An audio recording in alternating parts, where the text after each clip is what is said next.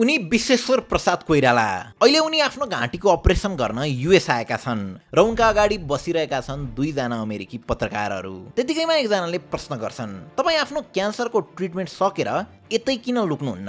उता नेपाल फर्किएमा त तपाईँलाई राजाले फेरि जेल हाल्छन्। त्यो थाहा हुँदाहुँदै नेपाल किन फर्कन चाहनुहुन्छ? अब यो प्रश्नको उत्तर बिपीले यसरी दिन्छन्, मलाई राजा र मेरा प्यारा जनता दुवैले भरोसा गरेर पठाएका छन्, त्यसैले मेरो देश र मेरा जनताका लागि म फर्कनै पर्ने हुन्छ। यो उत्तर सुनेर दुवै पत्रकार छक्क पर्छन्। अनि त्यही बीच अर्का पत्रकारले प्रश्न गर्छन्, ठिकै छ, तपाईँ नेपाल जानुभयो अरे, अनि राजाले तपाईँलाई रिहा पनि गरे अरे, त्यस पछाडि तपाईँ के गर्नुहुन्छ? बन्दुक उठाउनुहुन्छ? राजालाई खेद्नुहुन्छ? के गर्नुहुन्छ? अब अहिलेको स्थितिमा यही प्रश्न नेपालका अधिकांश नेताहरूलाई सोध्ने हो भने मै हुँ जसरी अरूलाई गन्दैन थियो होला, बरु राजा र अन्य सबै विपक्षीलाई सकेसम्म तल झार्ने कोसिस गर्थ्यो होला। तर बिपीले त्यसो गरेनन्, बरु उल्टै मुस्कुराउँदै भन्छन्, म सबैलाई एकै ठाउँमा ल्याउने प्रयास गर्छु, राजा, कम्युनिस्ट र सबै दलहरूलाई। म एक्लैले मात्र देश बनाउने होइन, यो देशलाई सबैजनाको खाँचो छ। In the new situation that is developing in South Asia, we must first be united. So my appeal will be to the king and other elements also for national unity. बिपीले यस्ता शब्दहरू त्यही राज खानदानलाई प्रयोग गर्दै थिए जसले उनलाई बिना कुनै कारण 13 वर्षसम्म चिसो जेलमा कोचेको थियो। अब भारतमा जन्मिएका बिपी कुनै समय महात्मा गान्धीको भाषण सुनेर बनारसको गल्लीहरूमा भारत छोडो आन्दोलनको नारा लगाउने गर्थे। तर समय बित्दै जाँदा नेपालको पहिलो जननिर्वाचित प्रधानमन्त्री बन्छन्। यो कसरी सम्भव भयो त? अनि बिपीले आफूलाई जेल हाल्ने महेन्द्रलाई नै आफ्नो कामप्रति कसरी रिग्रेट फिल गराइदिए त? यो कथा हो एउटा सोचको, उक्त सोचबाट निक्लेको क्रान्तिको र नेपालको समाजवादी आन्दोलनमा अक्सर नाम लिने व्यक्तिको। यो कथा हो नेपालको पहिलो जननिर्वाचित प्रधानमन्त्री विश्वेश्वर प्रसाद कोइरालाको। पछिल्लो समय हामीलाई केहीले जोडेको छ भने त्यो हो एनपिएल, र यो पटक एनपिएल अझ विशेष र ग्रान्ड हुँदैछ। यो वर्ष डिसोमगोले एनपिएलसँग 5 करोड 30 लाखमा ओटिटी स्ट्रिमिङ राइट किनेको छ, जसपश्चात तपाईँले आफ्नो घरमै बसी बसी मात्र 300 रुपियाँमै एनपिएलको मजा लिन सक्नुहुन्छ। यदि तपाईँ मिडल इस्टर्न देशहरूमा हुनुहुन्छ भने 500 रुपियाँ र बाँकी देशहरूबाट चाहिँ $10 तिरेर सब्सक्रिप्सन लिएर पुरै एनपिएल हेर्न सक्नुहुन्छ। अझ नेपालबाट सब्सक्राइब गर्ने 4 जनाले त हरेक हप्ता एकजनाको दरले आइफोन 17 प्रो म्याक्स पनि जित्नुहुनेछ। सिजन अगाडि बढ्दै जाँदा एनपिएल अझ इन्ट्रेस्टिङ हुँदै गइरहेको छ। सो थप डिटेल्स र एपको लिङ्क डिस्क्रिप्सनमा छ, पक्कै पनि चेकआउट गर्नु होला। अब भिडियो सुरु गरौँ। बिपीको बारेमा बुझ्न यो कथालाई चन्द्र शमशेरबाटै सुरु गर्नुपर्ने हुन्छ। इतिहासका सबैभन्दा कुर प्रधानमन्त्री मानिएका चन्द्र शमशेरले कृष्ण प्रसाद कोइरालाको परिवारलाई देश निकाला गरेका थिए। त्यसपश्चात उनको परिवार भारतको बनारसमा गएर बस्थ्यो। विक्रम सम्वत 1971 भदौ 24 गते त्यही बनारसमा कृष्ण प्रसाद कोइरालाको माइलो छोरोको जन्म हुन्छ, जसको नाम थियो चुडामणि कोइराला, यानि कि बिपी कोइराला। बिपीका बुबा नेपालमै हुँदा पनि राजनीतिक कार्यहरूमा अग्रसर थिए। अझ भारत लखेटिए पछाडि त उनको निवास नेपालीहरूको निम्ति राजनीतिक केन्द्र बनेको थियो। अब घरकै त्यस्तो माहौल र अर्को चाहिँ भारतमा ब्रिटिसर्सहरू विरुद्ध चलिरहेको भारत छोडो आन्दोलनको प्रभावले पनि बिपीमा बिस्तारै जानी नजानी राजनीतिक चासो बढ्दै जान्छ। विक्रम सम्वत 1978 तिरको कुरा हो। भारतमा अङ्ग्रेज विरोधी आन्दोलन चरम उत्कर्षमा थियो। महात्मा गान्धी देशभरका युवाहरूलाई एकजुट पारी उक्त आन्दोलनलाई सशक्त बनाउन देश दौडाहामा हिँडिरहेका थिए। त्यही क्रममा उनको एउटा सभा बनारसको 80 घाटमा पनि हुन्छ। बिपी कोइराला र उनका दाजु मातृका प्रसाद कोइराला पनि गान्धीलाई सुन्न त्यहाँ पुगेका थिए। त्यही क्रममा गान्धीले एउटा कुरा भन्छन्, ब्रिटिसर्सहरूले बनाएका स्कुलमा विद्यार्थीहरूलाई ब्रेन वास गरी प्रो ब्रिटिसर्स बनाइँदैछ, त्यसैले त्यस्ता स्कुल र कलेजहरूलाई सबैले बहिष्कार गर्नुपर्छ। त्यही भेटको परको कुनामा गान्धीको भाषणलाई एकहोरो रूपमा सुनिरहेका थिए बिपी कोइराला। अनि उनी जुरुक्क उठ्छन् र भन्छन्, हम भी नहीं जाएंगे अंग्रेजों की बनाए हुए स्कुल में, हम भी बहिष्कार करेंगे। हुन त 8 वर्षको त्यो कलिलो उमेरमा राजनीतिक चेतना हुने कुरै भएन। तर पनि एउटा कुरा के स्पष्ट थियो भने 8 वर्षीय बिपी भित्र क्रान्तिको सानो झिल्को भने बलिसकेको थियो। अब पछि स्कुल पढ्दै गर्दा उनी गान्धीबाट अझ धेरै प्रभावित हुन्छन् र बिस्तारै गान्धीको भारत छोडो आन्दोलनमा आबद्ध हुन्छन्। यसले गर्दा विद्यार्थी सङ्गठनहरूमाझ पनि बीपीको हिमचिम बढ्दै जान्छ। यसैबीच कक्षा 10 मा पढ्दै गर्दाखेरि बीपीको भेट एउटा अङ्ग्रेज विरोधी विद्रोही सङ्गठनसँग हुन्छ। बीपी लगायत त्यस सङ्गठनका अन्य युवाहरू स्कुल पश्चात गुपचुप रूपमा भेट्ने गर्थे। उक्त सङ्गठनसँग एउटा पुरानो रिभल्भर पनि थियो। त्यसलाई उनीहरूले बीज टेबलमा राख्थे अनि त्यही टेबलको वरिपरि घण्टौँसम्म अङ्ग्रेजलाई भारतबाट कसरी धपाउने होला र कसरी क्रान्ति सुरु गर्ने होला भनेर दिनौँ चर्चा गर्थे। अब जति नै गुपचुप रूपमा बहस गरे पनि यो खबर अङ्ग्रेजका सुराकीहरूले थाहा पाउँछन् र माथिसम्मै कुरा पुर्याउँछन्। त्यही भएर विक्रम सम्वत 1987 सालको दशैंतिरको कुरा हो। एका बिहानै बीपीलाई उनकै डेराबाट पक्राउ गरी मोतिहारी जेल लगिन्छ अनि उनलाई मोतिहारी लुटपाट लगायतका विभिन्न मुद्दाहरू लगाइन्छ। यसरी 16 वर्षको कलिलो उमेरमै बीपी जेल पर्छन्। एउटा अचम्मको कुरा त के छ भने बीपी भित्र कार्ल मार्क्स, गोर्की र स्ट्राचीको गहिरो प्रभाव परे तापनि बीपी कम्युनिस्टको पक्षमा भने कहिल्यै उभिएनन्। उनका धेरै जसो सोशलिस्ट साथीहरू भारतको कम्युनिस्ट पार्टीमा आबद्ध थिए र यही क्रममा जब उनका एकजना कम्युनिस्ट साथीले बीपीलाई प्रश्न गर्छन्, तिमी आफूलाई सोशलिस्ट भन्छौ अनि कम्युनिस्ट होइन पनि भन्छौ, कस्तो ढोङ हो यो, दुवै एउटै होइन र? तब बीपी मुस्कुराउँदै भन्छन्, यदि तिमीले समाजवादबाट प्रजातन्त्र झिक्यौ भने त्यो कम्युनिजम बन्छ र यदि तिमीले कम्युनिजममा प्रजातन्त्र थप्यौ भने त्यो समाजवाद। बीपीको यो कुरा सुन्दा अलि कन्फ्युजिङ र कम्प्लेक्स लागे पनि उनी कम्युनिजम निरङ्कुश हुन्छ भन्न खोजिरहेका हुन्थे अनि उनका यस्ता उत्तरहरू सुनेर उनका साथीहरू पनि छक्क पर्थे। अब जेल मुक्त हुन साथ बीपी आफ्नो पढाइ कन्टिन्यू गर्न फेरि बनारस पुग्छन्। त्यहाँ उनको भेट भारतका सोशलिस्ट नेता जयप्रकाश नारायण उर्फ जेपीसँग हुन्छ। जेपी पनि बीपी जस्तै सोशलिस्ट विचारक थिए।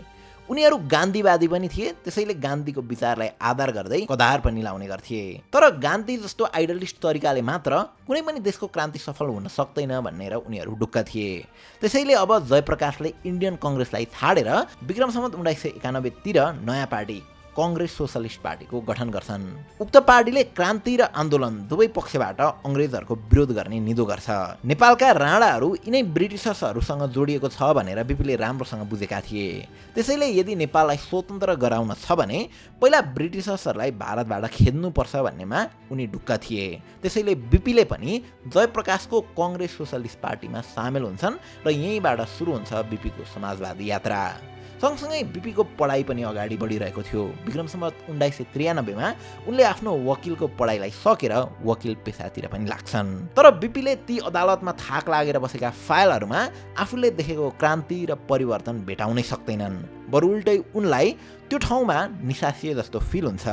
त्यसैले उनले आफ्नो वकिल पेसा बिचैमा छाडेर पूर्ण राजनीतिमा उमिन्छन्। उता नेपालमा पनि टङ्कप्रसाद आचार्यले लिड गरेको प्रजा परिषदले पर्चावादी र नागरिक उजागर जस्ता कार्यक्रम गरी राणा विरोधी आन्दोलनलाई तीव्रताका साथ अघि बढाइरहेको थियो। यसरी साउथ एसियन मुलुकहरूमा अटोक्रेसी र कोलोनिजम विरुद्ध आवाज चर्किँदै गर्दा त्यही देशका राजनीतिक दलहरू रुसको सोशलिस्ट आन्दोलनबाट प्रभावित हुँदै गएका थिए। एक त नेहरू र गान्धीको इन्डियन कङ्ग्रेसबाट पहिल्यैदेखि थकित ब्रिटिस साम्राज्य अब विश्वभर फैलिँदै गरेको एन्टी क्यापिटलिस्ट मुभमेन्टले इन्डिया प्रवेश गरेको देखेर हैरान थिए। एज अ रिजल्ट ब्रिटिसर्सहरूले यस्ता सोशलिस्ट मुभमेन्ट चलाउने व्यक्तिहरूलाई अब खोजी जेल हाल्न सुरु गर्छन्। त्यही क्रममा बनारसमा एक्टिभ सोशलिस्ट मुभमेन्ट चलाइरहेका बीपीलाई पनि विक्रम सम्वत 1998 मा पटनाबाट गिरफ्तार गरिन्छ। करिब 3 वर्ष को जेल बसाइमा बीपीको भेट डाक्टर राजेन्द्र प्रसादसँग हुन्छ। त्यो समय राजेन्द्र प्रसाद पनि भारत छोडो आन्दोलन गर्दा पक्राउ परेका थिए, जो पछि गएर बीपीका एकदमै मिल्ने साथी बन्न पुग्छन्। इन्ट्रेस्टिङ कुरा त यी जेलभित्रका दुई साथीहरू मध्ये डाक्टर राजेन्द्र प्रसाद भारतका प्रथम राष्ट्रपति बन्छन् भने बीपी कोइराला नेपालको प्रथम जननिर्वाचित प्रधानमन्त्री। अब जेलको बसाइमा बीपीलाई उनको घाँटीको समस्याले पनि च्याप्दै जान्छ। तर बीपीले आफ्नो स्वास्थ्यलाई वास्ता नगरी जेलभित्रबाट सङ्गठन विस्तार गर्न सुरु गर्छन्, जहाँ उनले थुप्रै नेपाली तथा भारतीय स्वतन्त्र सेनानीहरूलाई युनिफाई गर्छन् र जेलभित्रैबाट अब नेपालमा पनि राणा विरोधी क्रान्ति गर्ने निधो गर्छन्। विक्रम सम्वत 2001 साल करिब 3 वर्षको जेल जीवन कटाएर बाहिर निस्कन साथ बीपीको जीवनमा दुई ठूला घटनाहरू घट्छन्। एक त यता नेपालमा प्रजा परिषदका 4 क्रान्तिकारी नेताहरूको हत्याको खबरले उनको क्रान्तिलाई नै असर पुर्याउँदै थियो भने अर्को उनको राजनीतिक आदर्श यानि कि उनका बुबाको जेलमै मृत्यु भएको थियो। आफ्नो आदर्श गुमाएका बीपी मनले र शरीरले कमजोर भए तापनि आफ्नो विचारलाई भने उनले कहिल्यै कमजोर हुन दिएनन्। बरु उल्टै उनी दृढ सोचका साथ आफ्नो क्रान्ति यानि कि नेपालमा प्रजातन्त्र स्थापना गर्ने सपनातिर अगाडि बढ्नतिर लाग्छन्। जेलबाट निस्के लगत्तै बीपीले त्यो समय बनारसमा बस्दै आएका कृष्णप्रसाद भट्टराई र भारत पलायन भएका प्रजा परिषदका केही नेताहरूलाई आफ्नो साथमा लिन्छन् र विक्रमसम्म 2003 कार्तिक 15 मा नेपाली राष्ट्रिय कांग्रेस नामक नयाँ पार्टीको गठन गर्छन्। उक्त पार्टीको मूल उद्देश्य नै देशमा प्रजातन्त्रको स्थापना गर्नु थियो। त्यसैले पार्टी गठन गरे लगत्तै नेपाली राष्ट्रिय कांग्रेसले आफ्नो फर्स्ट इनिसिएटिभ चाल्छ, विराटनगर जुट मिल हडताल। त्यो समय उक्त जुट मिलमा काम गर्ने कर्मचारीहरूको बेसिक ह्युमन राइट्स शुद्ध खोसिएको थियो। न उनीहरूले समयमा सेलरी पाउँथे न त बेसिक वर्कर फेसिलिटिज नै। यही मुद्दालाई चर्काउँदै नेपाली कांग्रेस राणा विरोधी आन्दोलनमा खुलेर लाग्छ। केही समय अघि जुट मिलमा सीमित त्यो आन्दोलन बीपी विराटनगर पुग्न साथ देशव्यापी आन्दोलनको रूपमा फैलिँदै जान्छ। अब यो सबै आन्दोलनको नायिके बीपी नै हो भन्ने थाहा पाएर राणाहरूले बीपीलाई जेल हाल्छन्। उनी भारतमा त पटक पटक जेल परेका थिए, तर नेपालमा जेल परेको यो पहिलो पटक थियो। अब बीपी लगायत अन्य नेताहरूलाई थुन्न साथ त्यो आन्दोलन झन् उल्का पात जसरी नै उर्लिँदै जान्छ। अन्ततः केही सिप नलागे पछाडि त्यो समयका तत्कालीन प्रधानमन्त्री श्रीतिन पद्म शमशेरले बीपी लगायत अन्य नेताहरूलाई रिहा गर्न बाध्य हुन्छन्। यही समयसम्म आउँदै गर्दा उता भारतले अंग्रेजबाट मुक्ति पाइसकेको थियो र भारतको कुर्सीमा पनि बीपीकै नजिकको संगठन भारतीय राष्ट्रिय कांग्रेसकै कन्ट्रोल थियो। त्यसैले राणाहरूमा पनि कतै यो बीपीले भारतको सहयोग लिएर हामीलाई पनि हटाउने हो कि भन्ने ठूलो डर थियो। त्यसैले राणाहरूले सकेसम्म कि त बीपीलाई उतै भारततिरै रोक्ने अथवा नेपाल आउन नदिने र नेपाल आइहालेको खण्डमा जेलमा थुन्ने प्लान बनाउँछन्। विक्रमसम्म 2005 सालमा नेपाल प्रजा पञ्चायतको सत्याग्रह सम्बोधन गर्न लुकीछिपी काठमाडौँ पुगेका बीपीलाई फेरि राणाहरूले एकाएक पक्राउ गर्छन् र उनलाई सिंहदरबारभित्र एउटा कोठामा कडा निगरानीका साथ बन्दी बनाइन्छ। त्यहाँ बीपीलाई बाहिर दुनियाँबाट एकदमै आउट अफ नेटवर्क राखिन्छ र उनलाई पढ्नलाई पत्रिका र किताब नै पनि दिँदैन, न त उनलाई केही स्वास्थ्य सुविधा नै दिन्छ। यस्तो अवस्थाको बीचमा पनि बीपीले जेलभित्रै भोक भोकै बसी आमरण अनसन सुरु गर्छन्। जेल बाहिर बीपीको रिहाका लागि ठुलै आवाज उठिरहेको थियो। यस्तो भयानक जनलहर देखेर मोहन शमशेरका छोरा विजय शमशेर बीपीको अवस्थाबारे बुझ्न जान्छन्। त्यो क्रममा उनले बीपीको एकदमै दयनीय अवस्था देखेर यो खबर आफ्नो बुबा कहाँ पुर्याउँछन्। त्यो सुनेर मोहन शमशेर रिसाउँदै भन्छन्, बाउको जुन गति भयो छोराको पनि त्यही गति हुने भयो। बाउ मरेर के नै भयो र, छोरा मरेर पनि अब के नै होला र, खुब देशका लागि भन्दै थियो, मरोस् साले त्यतै कालकोठरीमा। राणाहरूले बीपीको स्वास्थ्य अवस्था सकेसम्म गुपचुप नै राख्न खोजिरहेका थिए, तर उक्त खबर धुवाँसरी एक कान दुई कान मैदान हुँदै नेपाल र भारतभर फैलिन्छ। अन्ततः भारतको चौतर्फी दबाव अनि बीपी जेलमै मरे ब्रह्म हत्याको भागी हुनुपर्ने डरले मोहन शमशेरले नचाहँदै पनि बीपीलाई छाड्न बाध्य हुन्छन्। बीपी रिहा त हुन्छन्, तर अब नेपाल राष्ट्रिय कांग्रेस बीपीको पावर भ्याकुमले गर्दा पार्टीभित्रको गुड र फुटले तितर बितर भइसकेको थियो। यो समयसम्म आउँदै गर्दा बीपीमा पनि अलिक आक्रोश जाग्न सुरु हुन्छ। कुनै समय शान्तिपूर्वक जनआन्दोलनबाट प्रजातन्त्र ल्याउनुपर्छ भन्ने गणतन्त्रवादी विचार बोकेका बीपी अब बिस्तारै हिंसाको बाटो रोज्छन् र पूर्ण एकपटक आफै रणमैदानमा उत्रन्छन्। उनले पहिला त आफ्नो पार्टीलाई भौतिक र आर्थिक रूपले बलियो बनाउन सुवर्ण शमशेरको पार्टी नेपाल प्रजातन्त्र कांग्रेससँग एकीकरण गरी नयाँ पार्टी नेपाली कांग्रेसको गठन गर्छन् अनि उक्त पार्टीको सभापति आफ्नै दाइ मातृका प्रसाद कोइरालालाई बनाउँछन्। अब पैसा र संगठनको ताजोबाजो मिलाइसके पछाडि बीपी हतियार जुटाउनतिर लाग्छन्। बीपीको भारतमा समाजवादी आन्दोलन गर्दा ताकादेखि नै बर्मा यानि कि म्यानमारका समाजवादीहरूसँग राम्रो चिन्जान थियो, जसले गर्दा हतियारको जोजाम पनि त्यतैतिरबाट गर्छन्। विक्रमसम्म 2007 साल कार्तिक 26 गते नेपाली कांग्रेसले हेलिकप्टरबाट पर्चा छर्दै र सशस्त्र विद्रोह गर्दै वीरगञ्ज, विराटनगर, झापा, इलामलाई आफ्नो कब्जामा लिँदै अगाडि बढ्छ। यही बीच राजा त्रिभुवन पनि गुपचुप तरिकाले भारत पलायन हुन्छन् अनि करिब 1 महिनाको लामो सङ्घर्ष पश्चात राणा राजा र कांग्रेस बीच त्रिपक्षीय सन्धि हुन्छ र देशमै प्रजातन्त्रको स्थापना हुन्छ। अब देशमा प्रजातन्त्रको स्थापना सँगै बीपीले देशमा प्रजातान्त्रिक कानुन यानि कि जनताको समाजवाद ल्याउन चाहन्थे। त्यही अनुरूप नै संविधान सभाको निर्वाचन गर्न भनी मोहन शमशेरको नेतृत्वमा अन्तरिम सरकारको पनि गठन हुन्छ। तर उक्त सरकारले समयमै निर्वाचन गर्न नसके पछाडि उक्त सरकारको पनि विघटन हुन्छ। त्यस पछाडि लामो समयसम्मै देशमा अस्थिरता छाउँछ अनि दाजुभाइको सम्बन्ध पनि झन् चिसिँदै जान्छ। यतिसम्म कि कुनै समय आफ्नो दाजु मातृकालाई विश्वास गरेर पार्टी सभापति बनाउने बीपीलाई मातृकाले नै मान्छे लगाई सार्वजनिक सभामै चुटाउँछन् अनि मातृकाले आफ्नो फाइदाका निम्ति अनेकौं तिक्रम लगाई पुनः प्रधानमन्त्री हुन पार्टी नै फुटाउँछन्। यो कुराले बीपीलाई व्यक्तिगत रूपमा ठुलै घात गरे पनि उनी यी कुराहरूभन्दा माथि थिए। उनले देशका जनताको चरम गरिबी, भोकमरी र अशिक्षालाई मज्जाले निहालेका थिए, कोर्नी क्यापिटलिजमलाई देखेका थिए। त्यसैले बीपीको एउटै सपना थियो, गरिबहरूलाई जमिन र आवास यानि कि भूमि सुधार नीति। र यो तब नै साकार हुन्थ्यो जब देशमा निर्वाचित सरकार बन्थ्यो र त्यसले संविधान बनाउँथ्यो। बीपी यही कुरामा दृढ थिए। तर यता देशका राजा अब त्रिभुवनबाट महेन्द्र भइसके पछाडि पनि निर्वाचन हुने टुङ्गै थिएन। यसैबीच राजा महेन्द्रले एउटा प्रस्ताव ल्याउँछन्, ठिक छ, तिमीलाई जननिर्वाचित सरकार चाहिने हो भने चुनाव गराउँ, तर संविधान चाहिँ म आफै लेख्छु। अब यसरी बनाइएको संविधानमा राजाले आफूलाई कानुनभन्दा माथि राख्ने पक्का थियो। तैपनि मुख्य कुरा भने चाहिँ निर्वाचन नै हो भन्दै कति कुरा चित्त नबुझ्दै पनि बीपीले राजाको कुरा मान्न तयार हुन्छन् र अन्ततः सन् 1959 मा भएको नेपालको पहिलो जननिर्वाचनमा 109 मध्ये 74 सिटको बहुमत सहित कांग्रेस देशको पहिलो पार्टी बन्छ र बीपी देशको पहिलो जननिर्वाचित प्रधानमन्त्री बन्छन्। यो रिजल्टले राजा महेन्द्र भने त्यति खुसी थिएनन्। यता बीपी प्रधानमन्त्री भए लगतै आफूले जनता सामु गरेका प्रमिसेसहरू, सपनाहरू पूरा गर्नतिर लाग्छन्। आफ्नो 18 महिने कार्यकालमा उनले शिक्षा, स्वास्थ्य र रोजगारीमा सुधार गर्नका निम्ति 2 चोटि बजेट पारित गर्छन्। बीपी हेर्दा दुब्ला भए पनि निडर थिए। यो कुरा त उनको चाइना भ्रमणबाटै पनि पुष्टि हुन्छ। त्यहाँ उनको भेट चाइनाका तत्कालीन राष्ट्रपति माओ जेडङसँग हुन्छ। त्यतिबेला नेपाल र चाइना बीच सगरमाथा कसको हो भन्ने विषयमा विवाद थियो।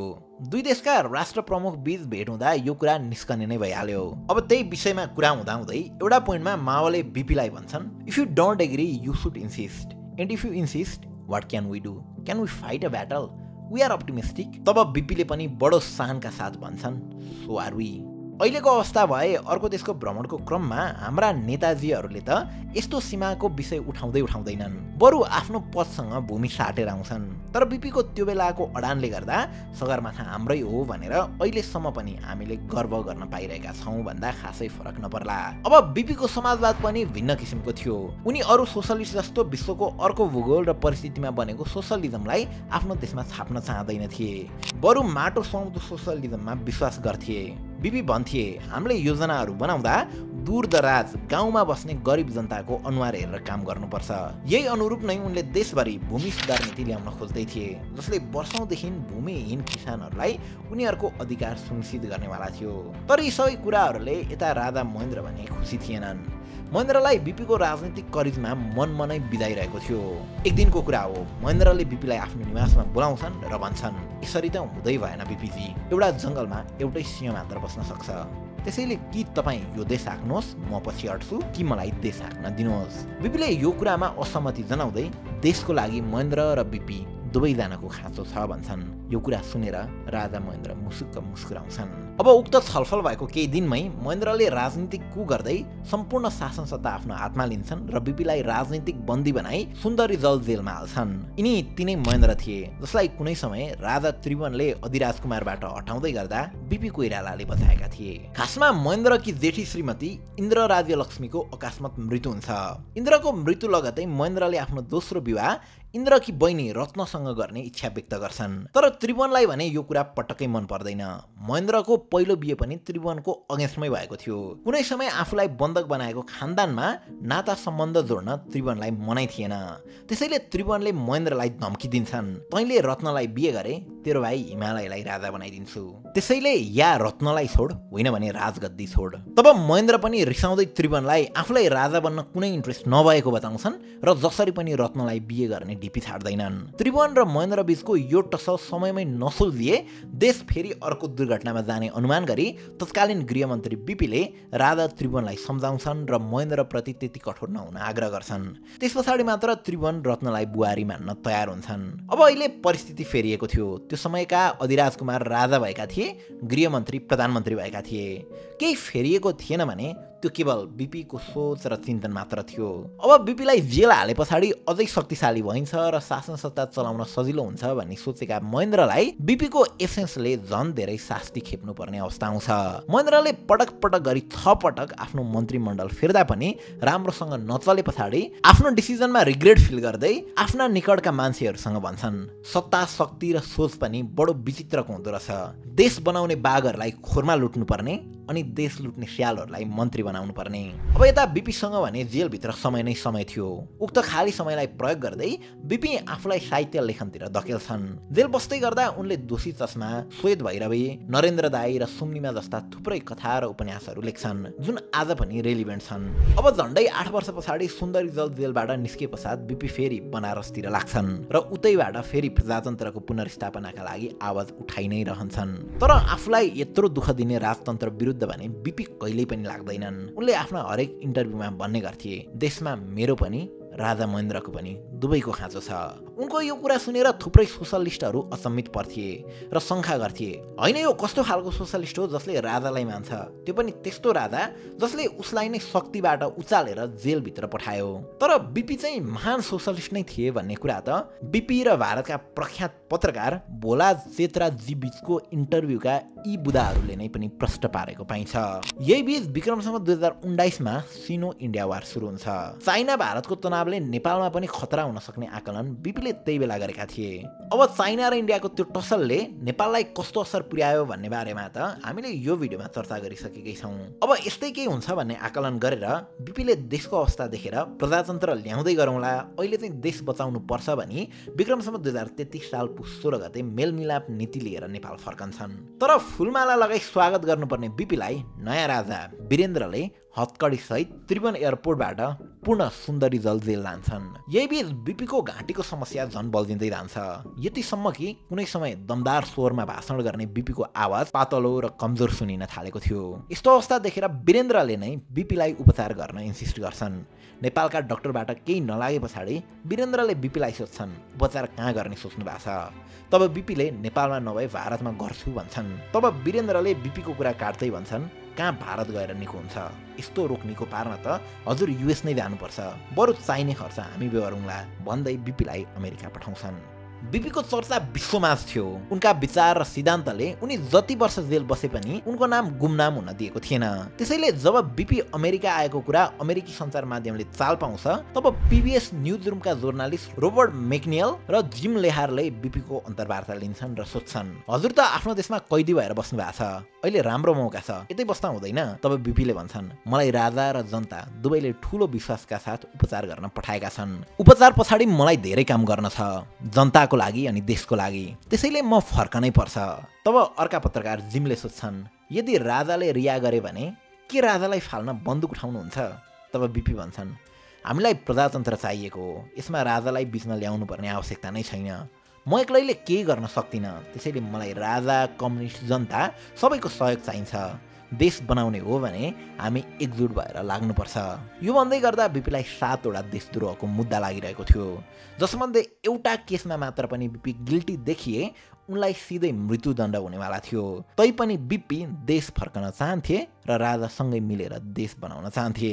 अब उपचार पश्चात बीपी नेपाल फर्कन्छन्। नेपाल फर्के लगत्तै विभिन्न अन्तर्राष्ट्रिय दबावका कारण बीपीमाथि लागिएका सम्पूर्ण अभियोग र मुद्दाहरू खारेज गरिन्छ। यसैबीच राजा वीरेन्द्र पनि अलिक उदारवादी बन्दै जान्छन् र देशमा पञ्चायत र बहुदलबीच रेफरेन्डम गराउने प्रस्ताव राख्छन्। धेरै जसो कम्युनिस्ट पार्टी र कङ्ग्रेस भित्रै पनि गणेशमान सिंह लगायतका नेताहरूले यो राजाले बनाएको प्रिसेट प्लान भएको र यसमा भाग लिए बहुदलको हार निश्चित हुने भन्दै बहिष्कार गर्नतिर लाग्छन्। तर बीपी सधैँ झैँ अप्टिमिस्टिक हुन्छन्। उनले आफ्ना नेता र कार्यकर्ताहरूलाई सम्झाउँदै भन्छन् राजा जनतामा जान खोज्दैछन्। यत्रो वर्ष हामीले सङ्घर्ष गरेको यसकै लागि होइन र हामीले यसलाई रोक्नुपर्ने कारण के त। बीपीको यो कुरा सुने पछाडि आगोको राप जसरी तातिएको कङ्ग्रेस रेफरेन्डमको लागि तयार हुन्छ। एज एक्सपेक्टेड रेफरेन्डममा बहुदल दिनो मतअन्तरले हार्छ। तैपनि बीपी खुसी थिए किनकि भलै त्यो हार जाल झेल जुनसुकै तरिकाले भएको थियो तर यो सबमा जनता हाकिम भएका थिए, जनता नै मूल्यवान भएका थिए र जनता नै निर्णायक भएका थिए। बीपीको जीवनी पढ्दै गर्दा फिल हुन्छ कि बीपी साँच्चीकै अपवाद रहेछन्। सायद त्यही भएर होला बीपीलाई कङ्ग्रेसले मात्र होइन कम्युनिस्टहरूले पनि सम्मान गर्छन्।